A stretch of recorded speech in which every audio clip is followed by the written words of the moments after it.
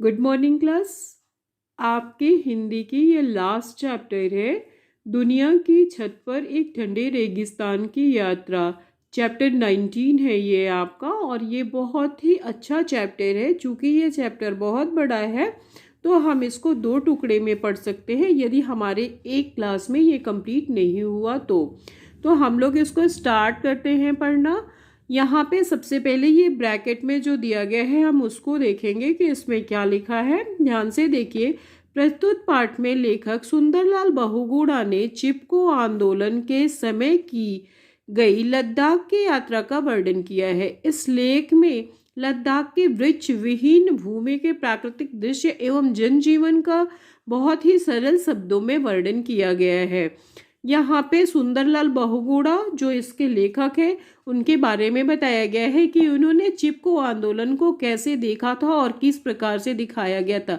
चिपको आंदोलन जो है सुंदरलाल बहुगुणा का बहुत ही सुंदर एक प्रस्तुतिकरण है, जिसमें यह दिखाया गया है कि वहाँ पे वृक्ष नहीं हुआ करते थे, और वृक्ष नहीं होने के कारण जब वृक्षों की कटाई चलने लगी तो बहुत सारी महिलाएं जो हैं उसको जा करके उसको प्रोटेक्ट करने के लिए उन वृक्ष से वो चिपक गई, और उनको काटने के लिए जो भी लोग मतलब जिनको भी वो ऑर्डर मिला था कि उसे काटा जाए, उसकी रक्षा करने के लिए वो उससे चिपक गई। और उन्होंने ये बताया कि इससे पहले आपको हमारी कटाई करनी होगी, तब जाके इस वृक्ष की कटाई करनी होगी, जिसको ये चिपको आंदोलन जो है नाम दिया गया। तो ये हम जान रहे हैं कि इसको जिस सुंदरलाल बहुगुणा के बारे में और उनके इस लेख के बारे में हम जो पढ़ने जा रहे हैं वो बहुत ही इम्पोर्टेंट चैप्टर है। ध्यान से देखें आप, और अगर देखते समय आपको ऐसा लगेगा कि आपका ये वाइब्रेट हो रहा है या हिल रहा है या जो भी दिक्कतें इसमें आ रही हैं, तो आप अपनी स्वतः इसको बस सुन के आप अपनी स्वतः बुक खोलिए और उसमें बहुत ध्यान से पढ़िए। फिर आपको एक एक चीज़ जो है वो क्लियर हो जाएगी। इसके क्वेश्चन आंसर भी ज़्यादा है, इस वजह से ये पीडीएफ के थ्रू आपके तक जाएंगे और दो टुकड़े में जाएंगे। सबसे पहला लघु उत्तरीय क्वेश्चन जाएगा और उसके बाद आपका दीर्घ जाएगा। बाकी एक्सरसाइज तो जाएगा ही जाएगा पीडीएफ के साथ। इसके वर्ड मीनिंग जो है वो बेसिक इंपॉर्टेंट है, इसलिए वर्ड मीनिंग पे ध्यान दीजिएगा। उम्मीद है कि स्कूल आपका खुल जाए और क्लासेज जो है सही तरीके से चलने लगे, लेकिन जब तक नहीं खुल रहा है तब तक के लिए ये ऑप्शन है, इसे आप ध्यान से देखें। हम इसको पढ़ते हैं, आप सुने। पहली बार जब मैं सितंबर 1955 में कश्मीर घाटी में स्थित कंगन में मीरा बहन गौबल आश्रम में गया था तो उसी समय से लद्दाख जाने का स्वप्न देखता था। मैं जब सोनमार्ग की ओर जा रहा था तो रास्ते में मील के पत्थरों पर करगिल लिखा देखकर मन में कई प्रकार की कल्पनाएं उठती थी। मेरा एक सपना तिब्बत जाने का था, वह तो पूरा नहीं हुआ, लेकिन तिब्बत से मिलता जुलता प्रदेश है लद्दाख, इसलिए वहां तो कभी भी जा सकता हूँ, इसका मुझे विश्वास था। मई 1981 में जब हम कश्मीर कोहिमा चिपको पैदल यात्रा पर निकलने वाले थे तो हम लेह या करगिल की पदयात्रा पर आराम करना चाहते थे, लेकिन लद्दाख के सदस्य जो सांसद सदस्य पी नमग्याल ने कहा, लद्दाख जाकर क्या करोगे, वहां तो पेड़ ही नहीं है, कम से कम 1 महीना तो वहां से श्रीनगर पहुंचने में लग जाएगा। फिर छोटी छोटी बस्ती वाले गांव हैं, लेकिन वे भी बहुत दूर, यानी कि लद्दाख में पेड़ों की संख्या नहीं थी, जिसके लिए पी नमग्याल ने ये बताया था कि वहां जाने के लिए आप मतलब वो तत्पर मत होइए, क्योंकि आप वहां जा कर के भी वहां क्या ही देखेंगे, वहां पे तो वृक्ष ही नहीं है और वहां जाने के लिए बहुत समय लगेंगे। हमें यात्रा श्रीनगर से ही प्रारंभ करनी पड़ी।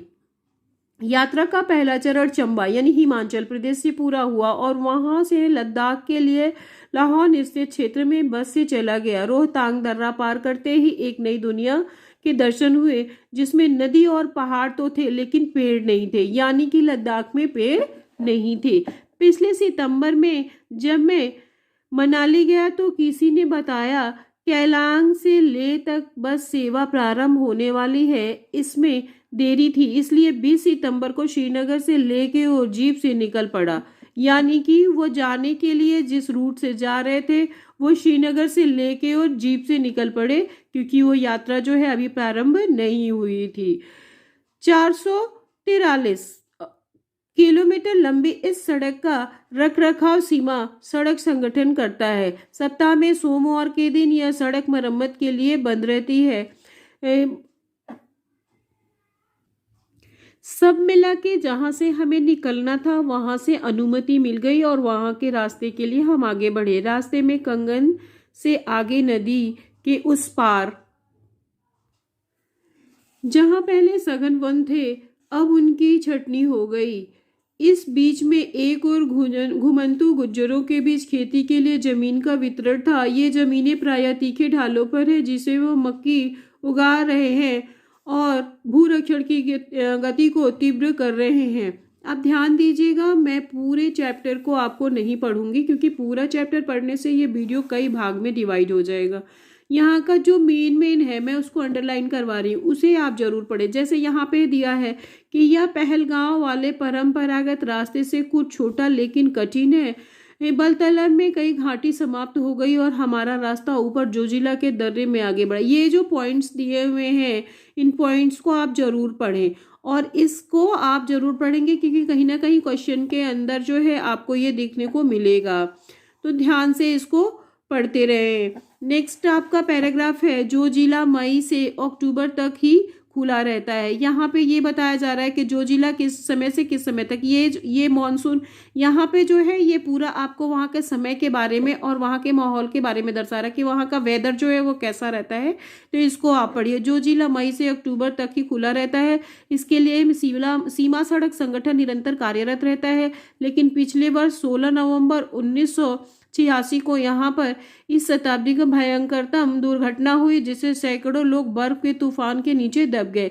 लेह की ओर से आने वाले ट्रकों का काफिला आगे बढ़ा ही था कि एकाएक हिमपात होने लगा और वे जानते थे कि बर्फ से पहले दर्रा पार नहीं किया तो 6 महीनों तक यहीं फंसे रहेंगे। यानी कि जैसे सर्दी स्टार्ट होने वाली रहती है वो रास्ते जो है वहाँ पे लेह का बंद कर दिया जाता है और क्योंकि चूंकि उस रास्ते पे जो है पूरी तरीके से बर्फ का जमा हो जाता है जिसके वजह से वहाँ पे आवागमन का मार्ग जो है वो बंद हो जाता है और 6 या कम से कम 9 महीने तक वो मार्ग बंद रहता है, जिसकी वजह से वो लोग जो है अपने खाने पीने सारी चीज़ों की सामग्री जो है एक साथ उठा करके इकट्ठा वहाँ पे पहुँचाया जाता है ताकि उन्हें फिर किसी तरह का दिक्कत का और परेशानी का सामना ना करना पड़े। आगे का टॉपिक जो है इन सबको आप बहुत ध्यान से पढ़िएगा और इस टॉपिक को दर्रे से कुछ आगे बढ़कर ले के और आने वाले वाहनों के नियंत्रण करने के लिए मुग्गर में यातायात नियंत्रण चौकी है। यहाँ पर सब वाहन रुके हुए थे। ट्रकों की 3 किलोमीटर लंबी कतार आगे बढ़ने वाले, ये सारी चीज़ें जो है उसके बारे में दर्शा रही है। जो हम पढ़ रहे हैं ये उसके बारे में, ले के बारे में दर्शा रही है कि उसके रास्ते में जाने से कितनी कठिनाइयों का सामना करना पड़ता है, कैसे बर्फ़ जमी रहती है और कैसे वहाँ के लोग जो है अपनी चीज़ों को किस किस थ्रू साधन के थ्रू वहाँ पे पहुँचाते हैं। तो ये आप जरूर पढ़ें। इसके आगे का टॉपिक जो है वो मैं अभी स्टार्ट करने वाली हूँ, जो आपका पेज नंबर जो है 128 पे है। पेज नंबर 28 पे जाने के लिए उससे पहले आपको ये लास्ट का पैराग्राफ जरूर पढ़ना होगा। ये लास्ट पैराग्राफ में आपको दिखाया गया है कि लद्दाख में वहाँ पे जाने के लिए कुछ जैसे कह रहे हैं कि निकालकर सिंचाई का इंतजाम किया था, कुछ हरियाली दिखाई देती है। लद्दाख में एक ही फसल होती है और वो फसल जो है वो किस चीज़, वह गेहूं की फसल है। सितंबर के अंत में गेहूं कट रही थी, गेहूं के साथ मटर भी होती हैं। मजून बिलो कह रहे हैं कि मजून बिलो और पॉपुलर के पेड़ भी लोगों को पनपाए हैं। इसे ईंधन और जाड़ों में घास के लिए पत्तियां प्राप्त हो जाती हैं। वन विभाग भी यहाँ पर इन पेड़ों को पनपा रहा है। हमें यह जानकर सुखद आश्चर्य हुआ कि रेगिस्तान में चारे और ईंधन का भारी अभाव और भूखे पशुओं के भरमार होने के बावजूद भी कोई इन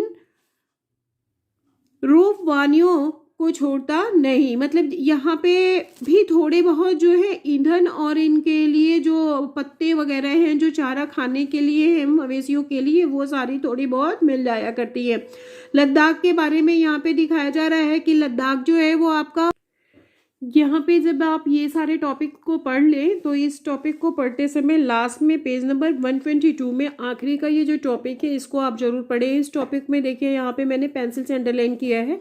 इस टॉपिक को जब आप पढ़ते हैं तो यहाँ पे आपको बहुत सारी चीज़ें दिखाई देती हैं कि वहाँ के पर्यटक जो है वो कैसे आते हैं और लद्दाख की आबादी कैसी है, 15 साल पहले कैसी थी और 15 साल के बाद कैसी है, तथा और भी बहुत सारी चीज़ें इसमें, पशुपालन पे कौन आश्रित है, ये सारी चीज़ें जो है आपको इसमें दिखाई देंगी।